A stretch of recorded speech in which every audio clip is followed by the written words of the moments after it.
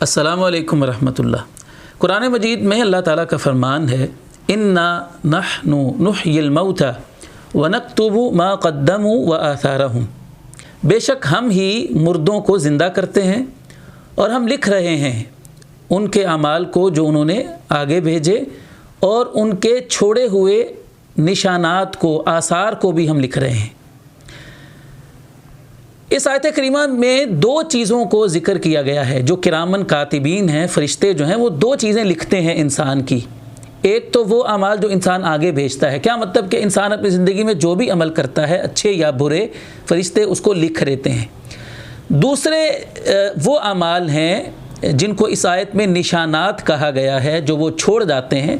اس سے مراد دوسرے لوگوں کے وہ اعمال ہیں جن کا سبب یہ شخص بنا تھا۔ کیا مطلب کہ اس کی وجہ سے کسی نے کوئی نیک عمل کیا تو یہ اگر دنیا سے چلا بھی جائے گا تو جب تک وہ نیک عمل ہوتا رہے گا اس کو اس کا ثواب ملتا رہے گا، کیونکہ اس نے اس کو اس کام پر لگایا تھا۔ کیسے لگایا تھا؟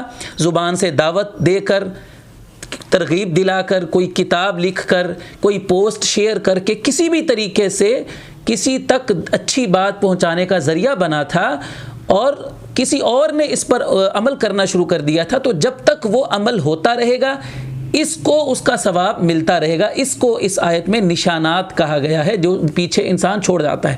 اسی طرح برا کام ہے، اگر کوئی شخص کسی کو برائی پر لگاتا ہے، کسی بھی طریقے سے برائی کا سبب بنتا ہے، تو اگر وہ اس کے برائی پر لگانے کی وجہ سے وہ برا کام کرتا ہے، گناہ کا کام کرتا ہے، تو گناہ کرنے والے کو تو گناہ ہوتا ہی ہوتا ہے، اس کو بھی اتنا ہی ساتھ گناہ ہوتا ہے جس نے اس کو اس کام پر لگایا تھا۔